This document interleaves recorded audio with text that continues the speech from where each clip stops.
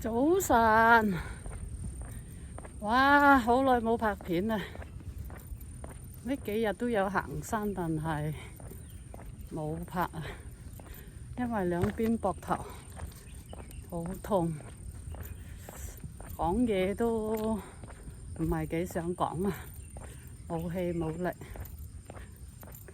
今日啊，又嚟行下出下汗。夠啦，而家落山，揾啲嘢食下先。天又唔知食咩嘢，食乜嘢都冇胃口咁，好似有車落緊嚟，避一避先。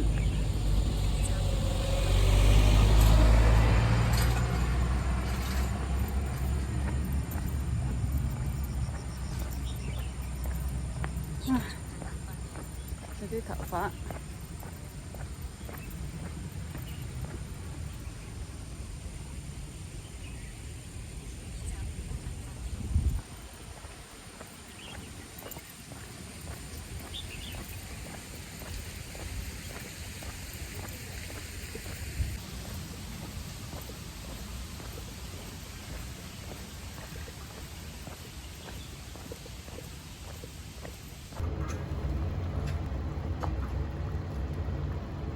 返到屋企啦！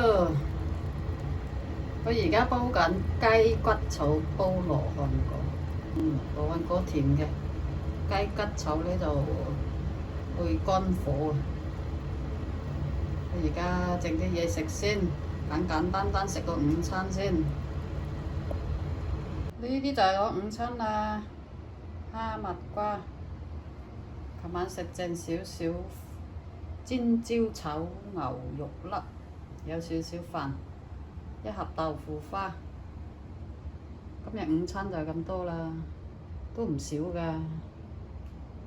開飯。